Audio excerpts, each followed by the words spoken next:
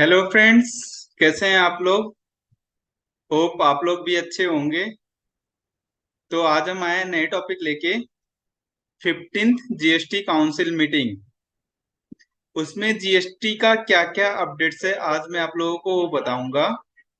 GST में major दो हैं।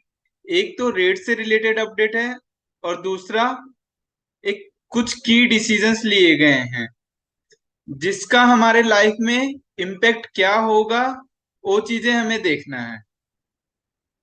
तो आगे हम बढ़ रहे हैं।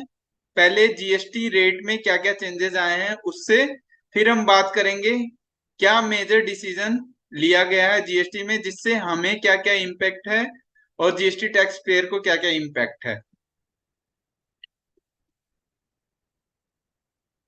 तो हम स्टार्ट करते हैं जीएसटी रेट के चेंजेस से, जिसमें पहला है अभी जीएसटी काउंसिल मीटिंग में क्या डिसाइड हुआ कि जो भी कैसीनोज हैं, हर्स रेसिंग होता है, ऑनलाइन गेमिंग कंपनीज हैं, उन सब के ऊपर टोटल 28% का टैक्स रेट लगाया जाएगा। वो भी फुल वैल्यू, यानी कि जो भी पैसा रिसीव होगा कंपनी को इन सब के लिए, कैसीनो के लिए, हर्स रेसिंग के लिए या ऑनलाइन गेमिंग के लिए, वो टोटल वैल्यू पे टैक्स लगेगा, ना कि सिर्फ इनकम पे। जैसे कि आप ऑनलाइन गेमिंग खेल रहे हैं, उसमें आपको 100 रुपये लगाने हैं। तो आप 100 रुपये का गेम लगाओगे तो उसमें आपका टैक्स 28% लग जाएगा। तो आपको यानी कि 100 रुपए के गेम के लिए आपको 128 देना है, ना कि 100 रुपये। और आपको अगर मान लीजिए 100 रुपये आपने लगाया, 100 रुपये दूसरे वाले पार्टी ने लगाया, तो टोटल 128 28 दोनों पे करेंगे, जिसमें से 56 रुपये गवर्नमेंट के पास जाएगा और 200 रुपये का पूरा गेम रहेगा। तो 200 में जो भी कंपनी अगर 10% लेता है तो 180 रुपये वापस मिलेगा आपको। यानी कि अगर आप ऑनलाइन गेमिंग खेल रहे हैं तो आप 128 रुपये लगा के आपको 180 रुपये मिलेगा अगर आप जीत रहे हो तो। यानी कि नेट बेनिफिट आपका 52 रुपीज। ऐसे सेम कैसीनो में अगर आप जाते हो तो आप जो भी खरीदोगे वहां पे चिप्स, जो भी वैल्यू का चिप्स होगा, आपको इनिशियली ही आपसे पूरा का पूरा चिप्स पे 28% जीएसटी के साथ पैसा ले लिया जाएगा। सेम ऐसे हॉर्स रेसिंग में आप जितना भी पैसा लगाओगे उस पर 28% का टैक्स लग जाएगा। दूसरा, आप सब लोगों ने सुना होगा कि हॉल में, सिनेमा घरों में आप लोगों का जो होता है खाने पीने की चीजें वो महंगी होती हैं। वहां पे भी गवर्नमेंट ने जो पॉपकॉर्न्स वगैरह होते हैं उन पे गवर्नमेंट ने जीएसटी का रेट 5% कर दिया। यानी कि जो भी खाने पीने की चीजें वहां पे मिलेगा आपका 5% का टैक्स लगेगा। यानी कि आप लोगों का अभी जीएसटी का रेट कम होने की वजह से आप लोगों का वहां पे सिनेमा हॉल या फिर मल्टीप्लेक्सेस में आप लोगों को खाने पीने की चीजें अब सस्ती मिलेंगी। ऐसे ही गवर्नमेंट ने कंपनसेशन से 22% के रेट से लगाया हुआ यूटिलिटी व्हीकल्स के ऊपर। हम कैसे बोलेंगे कि वो यूटिलिटी व्हीकल्स है या शुभ है? अगर उसका 4000 mm का लेंथ है या इंजन कैपेसिटी 1500 सीसी से ऊपर है या फिर उसका ग्राउंड क्लियरेंस 170 mm और मोर, तो हम उसको बोलेंगे कि वो यूटिलिटी व्हीकल में आएगा और उस पे 22% का कंपनसेशन सेस लग जाएगा। सेम ऐसे इन सब आइटम्स में भी टैक्स रेट आपका 5% लगेगा, जैसे कि uncooked fried snack pellet, fish soluble paste, imitation zari threads, yarn, LD slag. इन रेट्स के चेंजेस के अलावा जीएसटी काउंसिल में मेजर क्या चेंजेस आए हैं उनके बारे में अब हम डिस्कस करेंगे। पहला,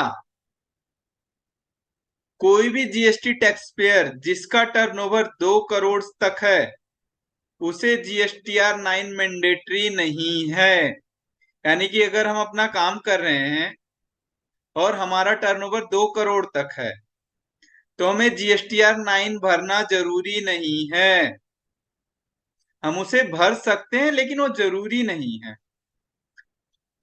दूसरा, जो भी जीएसटीआर 9 9C में 2021-22 में रिलैक्सेशन दिया गया था, वही रिलैक्सेशन 2022-23 के लिए भी कंटिन्यू रहेगा। यानी कि जिस जो हमें पहले नहीं फील करना पड़ता था 21-22 में जीएसटीआर 9 और 9C में, वो अभी भी हमें फील करना जरूरी नहीं है।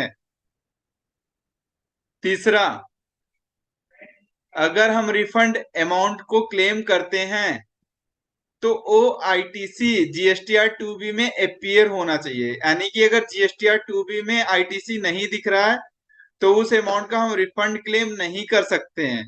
इसके लिए सर्कुलर इश्यू होगा जल्दी ही। इसके अलावा गवर्नमेंट ने क्या चेंजेस किया है कि अगर गवर्नमेंट फिजिकल वेरिफिकेशन कर रहा है तो उस टाइम पे एप्लीकेंट का होना जरूरी है। यानी कि कोई भी फिजिकल वेरिफिकेशन अब बिना वहां पे एप्लीकेंट के प्रेजेंस के बिना नहीं हो सकता है। यानी कि जो भी उसका ऑनर है उसे वहां प्रेजेंट होना चाहिए। अगर वो कंपनी है तो कोई ना कोई डायरेक्टर वहां पे प्रेजेंट होना चाहिए। अगर पार्टनरशिप फॉर्म है तो वहां पे पार्टनर का प्रेजेंस जरूरी है।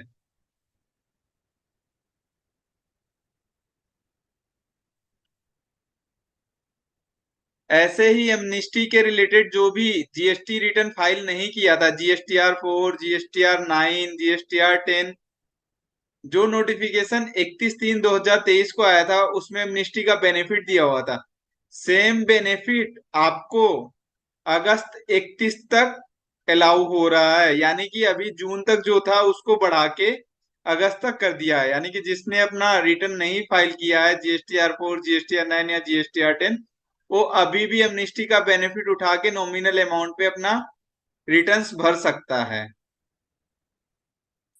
पहले क्या होता था, हमारा जो इंटरेस्ट लगता था सीजीएसटी, एसजीएसटी और आईजीएसटी को सेपरेटली देखा जाता था इंटरेस्ट लगाने के लिए।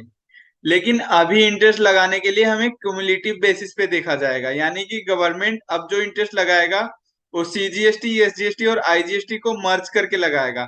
अगर आपका लाइबिलिटी आईजीएसटी में बन रहा है जिसके ऊपर इंटरेस्ट आना है, तो अगर आपका सीजीएसटी और एसजीएसटी में बैलेंस पड़ा हुआ है तो आपका इंटरेस्ट नहीं लगेगा।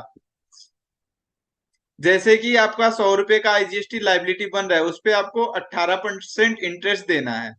लेकिन आपका वहीं पे 100 रुपए सीजीएसटी और एसजीएसटी में अवेलेबल है, तो वो दोनों आपस में कंपनसेट हो जाएगा।